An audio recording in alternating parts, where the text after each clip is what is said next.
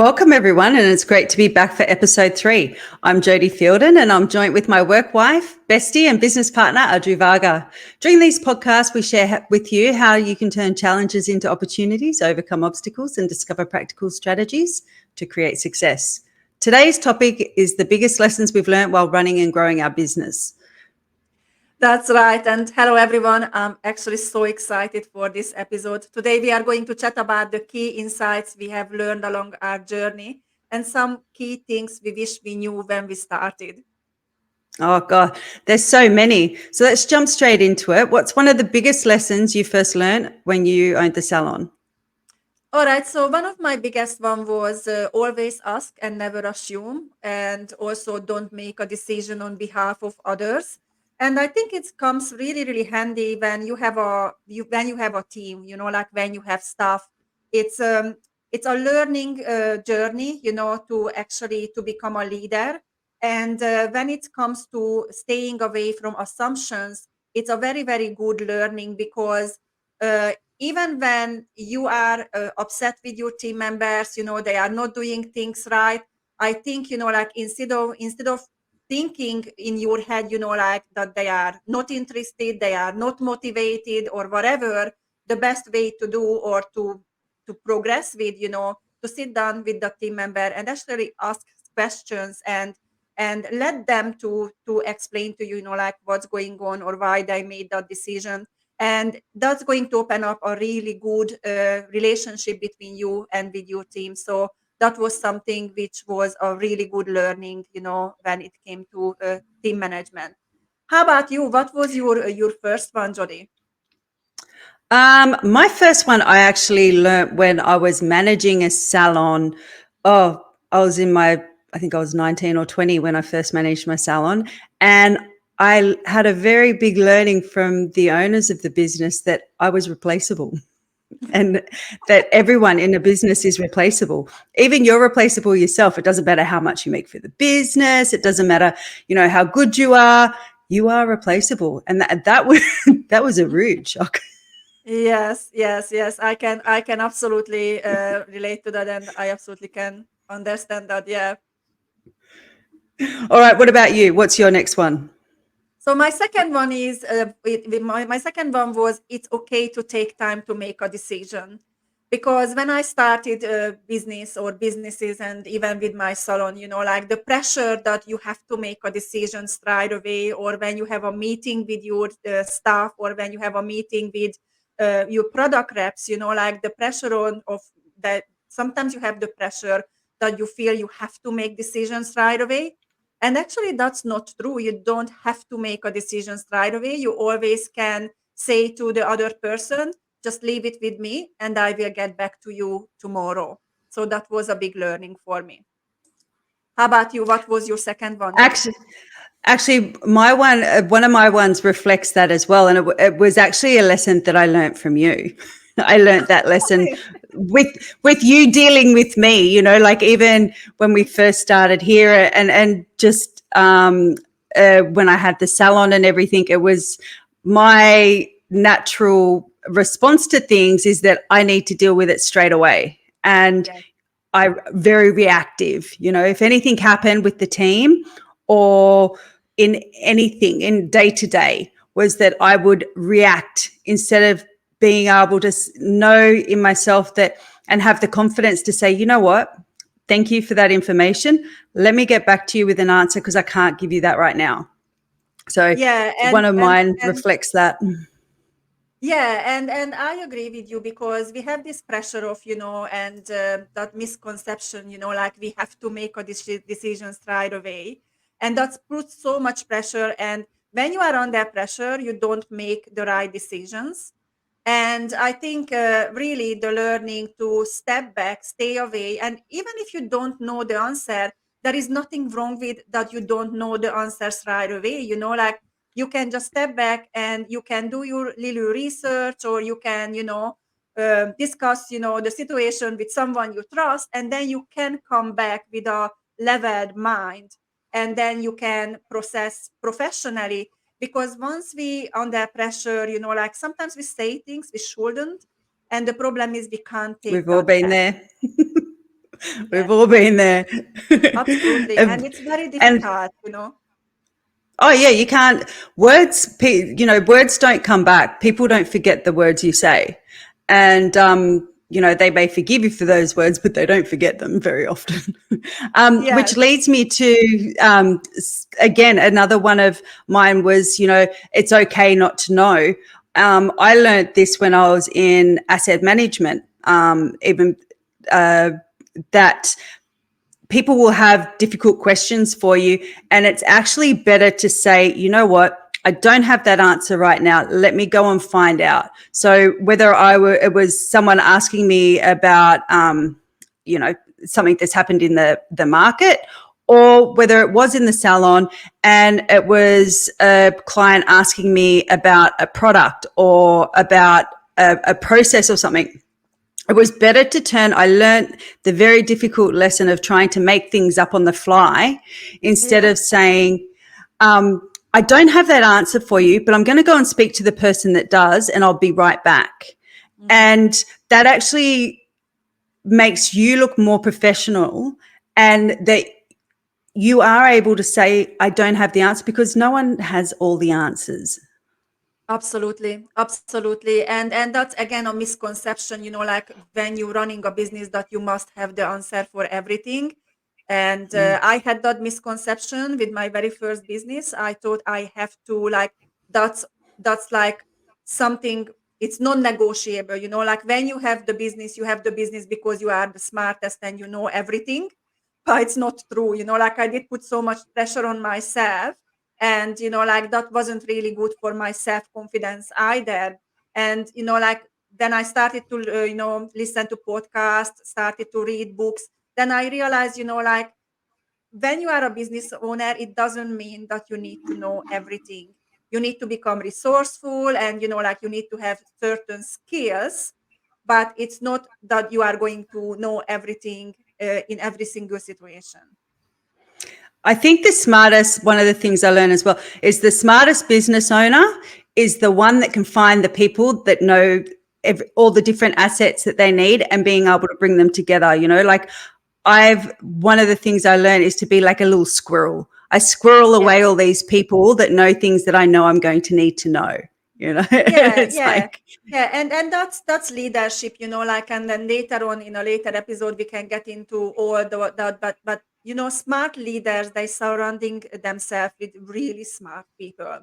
And leadership is not that you know everything perfectly. The leadership that you can pull those people together and you can lead those people together. You have the vision, and those people, they help you collectively to achieve that goal or that vision. So it doesn't mean, like you're going to be like seven different person with full knowledge in your business. That's not the purpose being for being a business owner, or like a CEO or a director or a general manager or whatever. So that's something very, very different. All right, I yeah. think that was a really good one, and I'm 100% sure, like we're going to have some similar learning. So this is really good. All right. Yeah. So how about if And I it's share? good. Sorry, I was just going to say, it's good that like we might have the same thing, but it's come from a different angle about, Yes. our perception of how we learn that. Yes, yes, yes, absolutely. Because we did sit down and we put our list together separately. So we are just reading out the list, and it's just very interesting for us also to learn about each other's learning. So should I just go to the next one, Yeah, number go to the three next for one. me? What's your next one? Yep. Yeah, so my number three is that I learned the difference between being interested versus committed.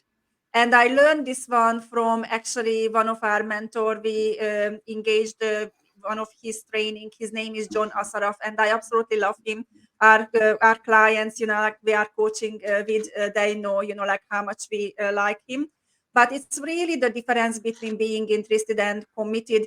It makes a huge difference in how your business is going to go and how you're going to grow, because the difference in between the two is like not that much, but it's still quite a lot.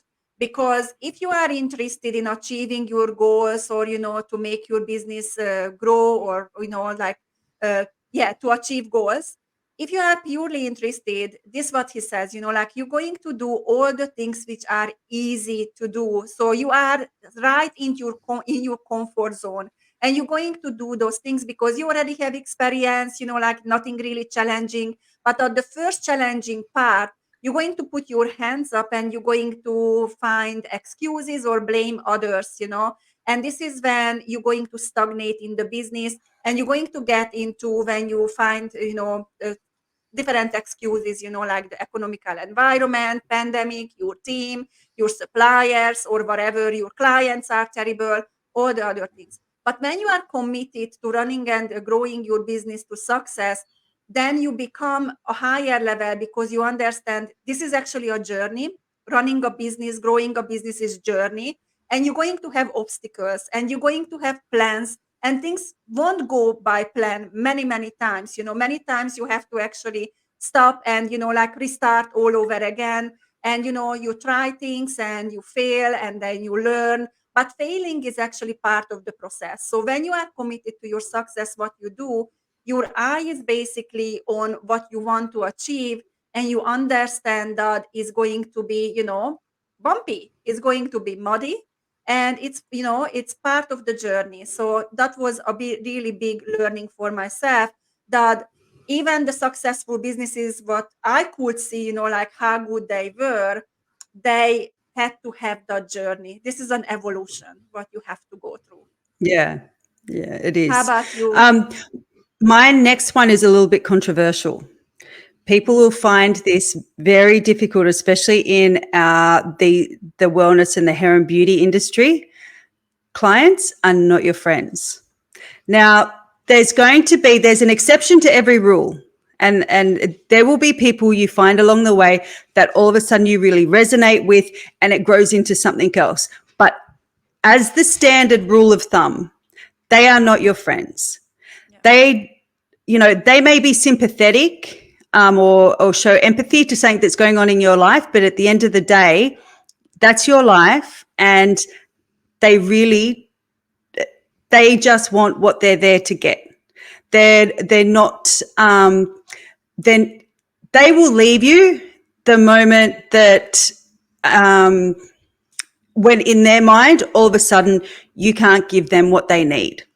Yeah. And Yeah. a lot of people in our industry say, oh no, my clients are my friends. They've been there for 20 years. And then all of a sudden, like, oh, they cancel at the last minute. There's all these different things that end up happening. And it's like, that's because they are your clients, and you need to maintain that business relationship as the general rule of thumb.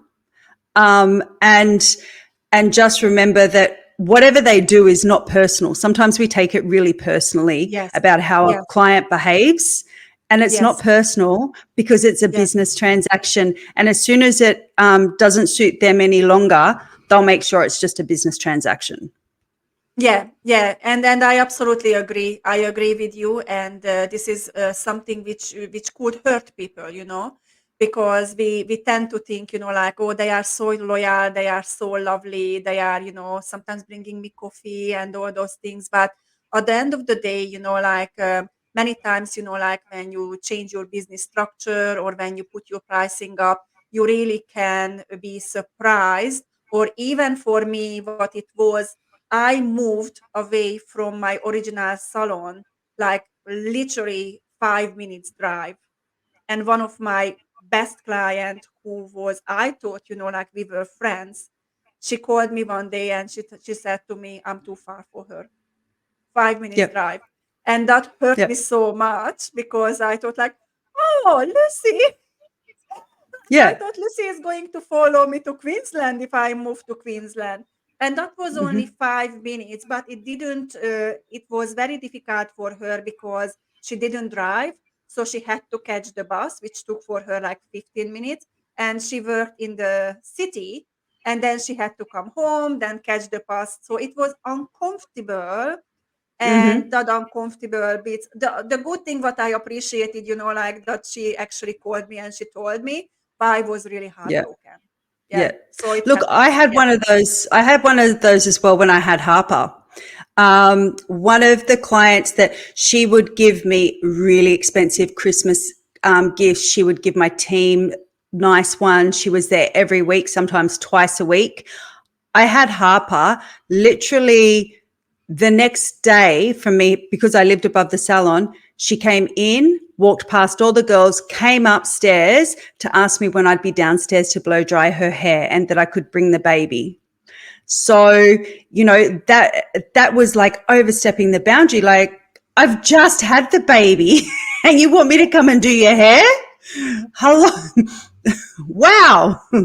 Yeah. So, it's, and as much as she was, would invite me over to her place for like a glass of champagne in the pool before I had Harper, and things like that, all of a sudden I realized in that moment, I'm there because I suit you. Yeah. Yeah. Absolutely. Yeah. Absolutely. All right. All What's your right. next one? So my next one is, which is a really big learning, is tiny habits win over time, and it actually came from a book. And it is when we are perfectionist, and I'm guilty of that, like, and I used to be very proud of saying I'm a perfectionist, not understanding, it's actually a trap. Yeah, you don't really want to be a perfectionist, because you're never going to be satisfied, and you're never going to be happy with anything in your life. So I learned to step away from being a perfectionist. But what I learned, like, if you have a big task, or if you have anything in life, like, tiny bits of learning going to take you a lot, very, very far. And don't assume, like, it can't be done. Everything can be done. You just need to break it down to really bite sizes. It's exactly the same, like, when you go to the gym, you are not going to start to lifting, like, 20 kilos when you never lifted 5 kilos in your life. You're going to start with 1 kilos, 2 kilos, or, and then you build up that strength.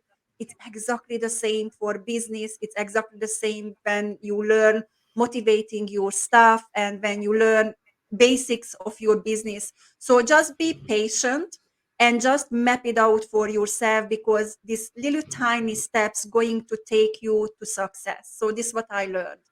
How about your next, Jody? My next was something I learned in the very beginning, again, when I was very young into business, was that there's no silly questions.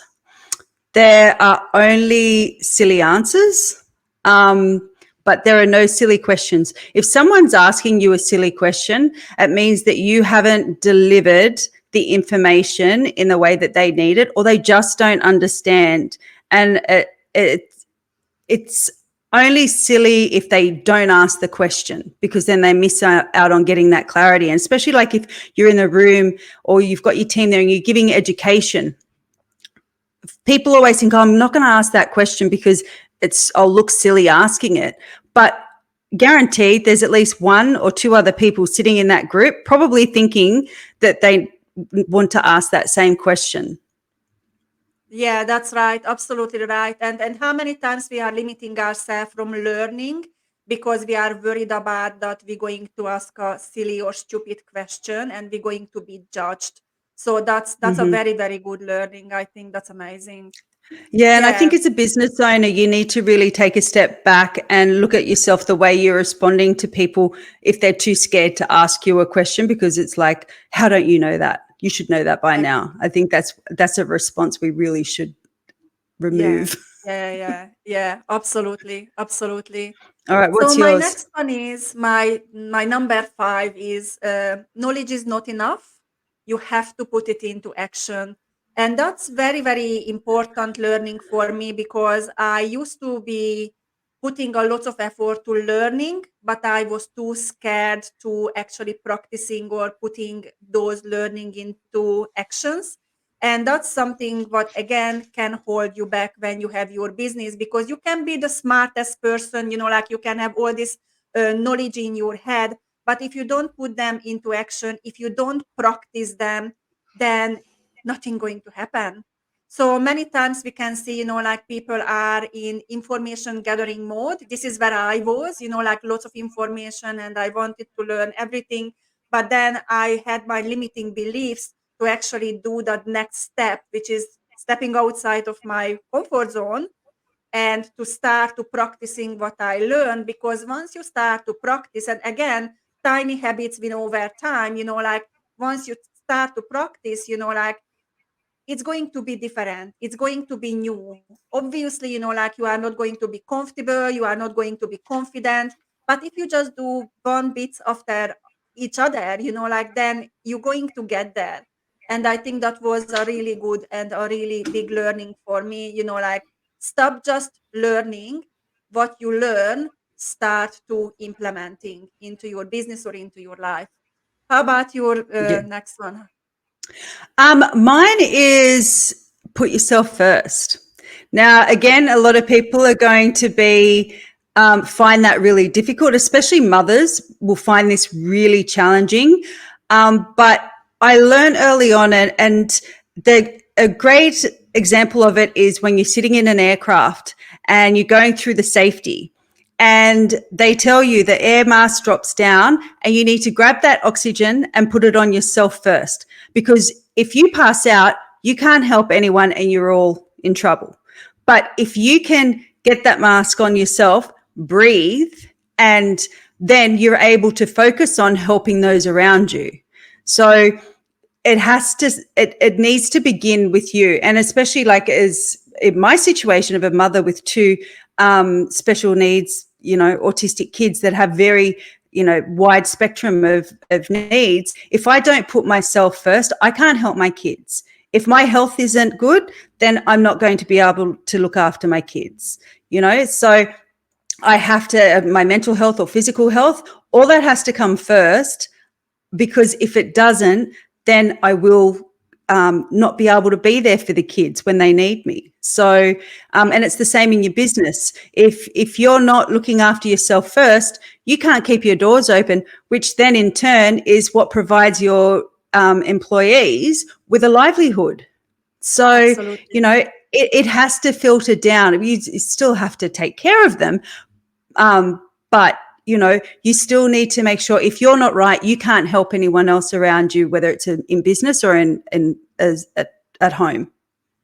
And I think the best way and probably the only good way to be able to look after our team or our staff is when we are good in ourselves, like when we are confident, when we are in harmony. This is when you're going to actually, like lead with harmony. So I totally agree with you. You have to work on yourself first, and you have to, like put yourself first, because you only can give what you have. So if you don't put yourself first, and if you don't look after yourself first, then what you have is, if you have confusion, if you are stressed, if you are overwhelmed, this is what you're going to pass to your staff, pass to your clients also, So I think it's a really, really good learning. I love it. The perfect example was when you first came into the salon. You know how we were talking about that in our last podcast, and you came in and I was all over the place, and you Yeah. said everyone else, the clients were a bit erratic, you were erratic, or the staff were erratic. Like it was just erratic. And yeah, Yes. so that brings me on to my next one. Oh, you've got to have yours, but No, no, no. You you can you go. can start with I you, was so going to then say, I can go with mine. um, the next one for me, leading on from that, was that your business is a reflection of you, and that was the perfect example. I was all those things. So therefore, everyone else in my business became those things, and everything going wrong in my business was what was wrong with me. And I think, definitely working with you over the last few years, it's really confronting, like it's a big ego hit to realize, oh, I'm the problem. I thought, because I always like, why can't they think for themselves? They can't do anything right. No, that's a reflection of me by not doing, providing them with the right tools and education and knowledge and structure and system, like it all ended up coming back to me. Yeah, and like once we realize this, the good thing about it, it's really the only thing what we need to change is us.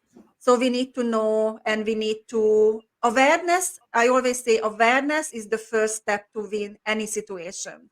Once you are aware of it, that you are the problem, then you can find the solution and you can work on your skills. You can work on yourself, and then it's going to reflect your environment. So my story, which is connecting to this, when I took over the salon from you and I hated it so much, I didn't want to do anything with it, that was like an unwanted child in my life, and I was so disconnected. But once I started to work with my first business mentor and I started to connect to my business, I changed, everything else has changed. And I think that's a really big learning, because we are the head of our business. We are the brain of our business. So just think about your business like a human body. You are the brain, you are the head. And if that brain doesn't function well, then all the limbs, organs don't function well in the human body. And that's exactly the same in your business. I Yeah. think that's a really, really great learning. What about you? My next one What's on the next list, on which yours? is number 6, is visualization is stimulation. So I learned this Oh, yeah, I learned this when I started to put together vision boards for myself, because right until that point, all my dreams, all my visions were in my head. And it was almost like little bubbles, like, oh, it would be nice, like I was dreaming about, um, reaching goals or whatever, but it was really nothing right front of me. And now we know, like we are setting our goals with our conscious mind, but we are achieving our goals with our subconscious programming. And the subconscious mind is a picture based mind, which is very important. This is why vision boards are really good. So I started with very simple vision boards, and also I started with writing down what I really wanted. I still have this red box where I'm still keeping, like all of my dreams, what I was written down, like 20 years ago when I moved to Australia. And I learned, like once you have this vision board and once you physically can see, like what you want to achieve, it stimulates you, and it actually puts you in a growth mode. And this was my learning. So I'm still until today, like still today, I'm using vision boards and I'm writing down a lots of things, lots of thoughts. So it's not just in my mind, and it's it's like a balloon can fly away anytime. It's actually realistic. And I must say, like a couple of months ago, I actually opened that red box and I started to read, like all those things what I wanted to achieve.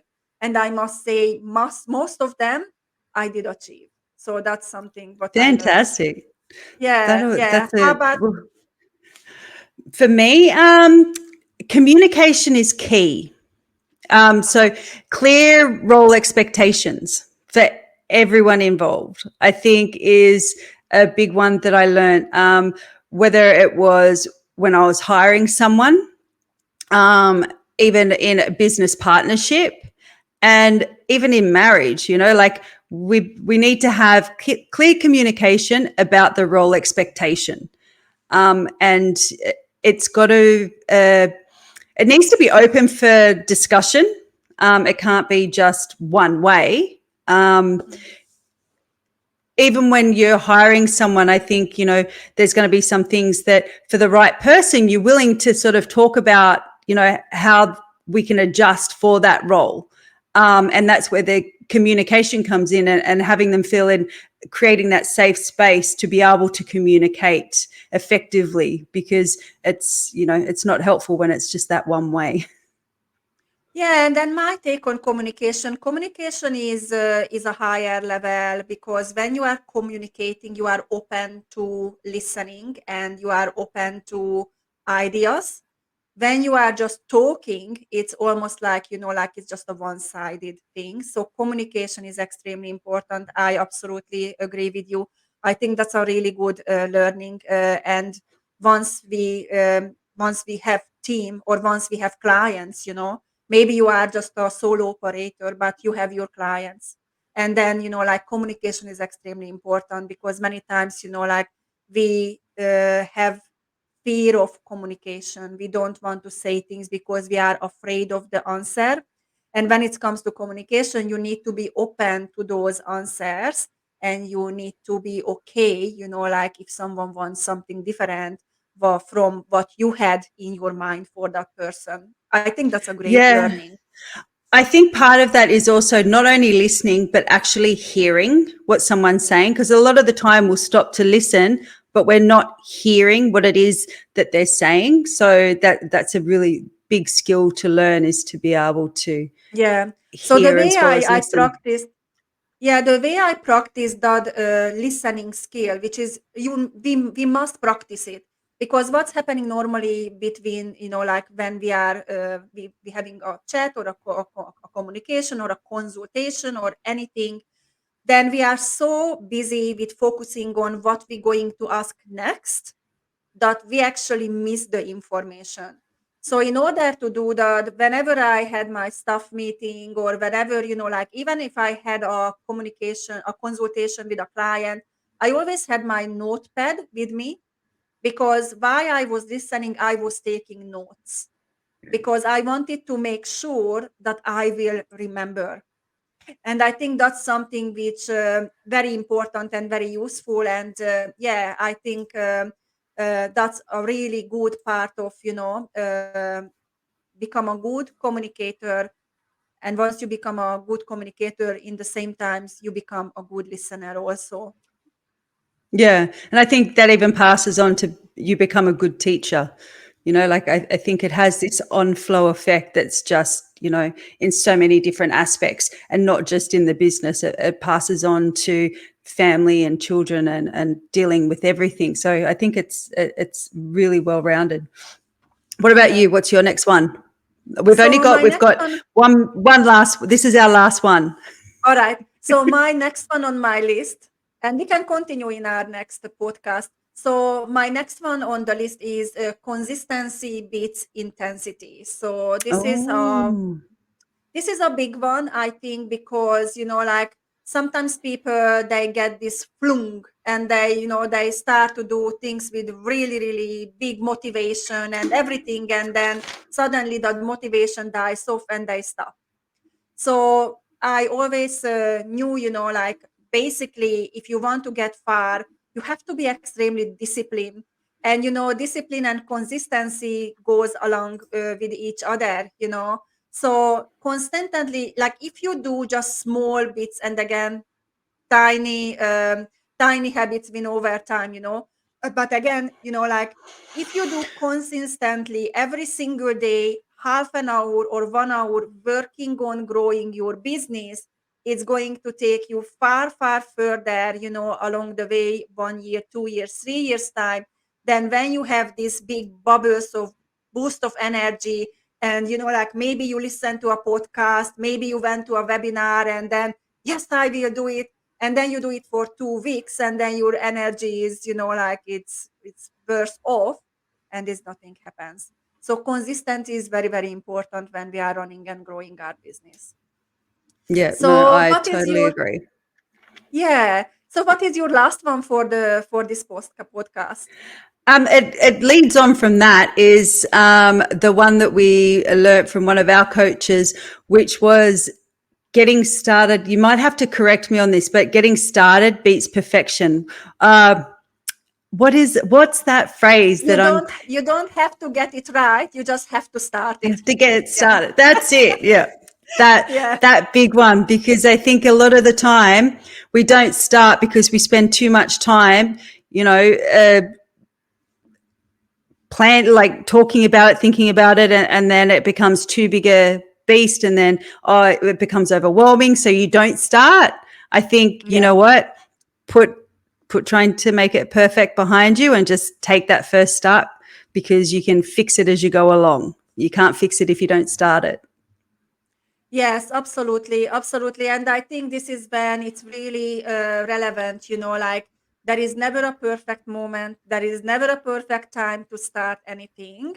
You just really need to gather a little bit of our information and be happy with what you have as a knowledge, and then just start it. Yeah, Yeah. no, exactly. Because we'll always find 100 reasons why it's not the right time. Absolutely, absolutely. And it's never going to be perfect. And business is a journey. So, like our business is always going to, it's a never changing thing. And our clients going to change, us we are changing. Our team is going to change, us we are changing. I'm seeing this, and we are seeing this a lot with our one-on-one coaching clients. Once they start to grow, the whole environment is changes, their whole business is changes, and some of the team members they actually leave them because they don't want to get outside of their own comfort zone. They were happy with what it was, the day in and day out routine, and now everything is changing, things starting to get challenging, and then they don't want to be a part of it. And some of the team members they are just so welcoming when it comes to changing. And then your business grow, you grow first, your business grow, your team grows, and then your clientele grows with you, and your clientele changes over time. So it's actually a beautiful journey, and we really need to embrace it. But I think, just to close this episode down with just some thoughts, like really, if you want to grow your business, and if you want to run your business to success or to be successful, you need to have that commitment. You need to commit to your own success, and you need to work on yourself much, much more than you are working on anyone else in your business. Definitely. And if you want to start doing that, we have our quiz on our website. You can see the link there in the picture. Go to focusgdt.com and click on the link, and there's the hair and beauty quiz and there's the wellness business owner quiz. You'll get a report at the end and a video. The report was actually put together by Adriana, and it is a unique individual report based upon the answers you put in that quiz. So pop over and take it, and you'll also find links to our upcoming masterclasses, resource library. There's lots there. Yes, yes, yes, absolutely. And if you feel like, we invite you to join us on our Instagram or in our Facebook group, and our handle is at focusgdt.com. And there is a lot what we share in those portals also. Yep, there's heaps of information out there for you. So we will see you next week at 9:30 a.m. on Thursday, Sydney time. And we Yes. might, we might continue this biggest learnings, because I think we've still got a few to get through. Yes, absolutely, absolutely. I did put together 25 learnings. So, like we did probably half of it today. But I really enjoyed it, and I believe, like sharing our experience with others, firstly you can see, like we are not different from you guys, like we went through on our own journey and our own learning.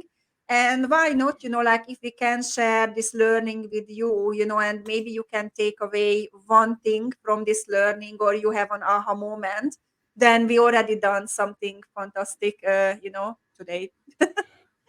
Yeah, I think it's really nice to know that you're not the only one that's felt it or sitting there in it at the moment, and that you can get out of it. So we'll see everyone next week. Thanks, Adri. I'll see Absolutely. you later. Thank you Okay, very much. bye. Thank you, guys. Bye.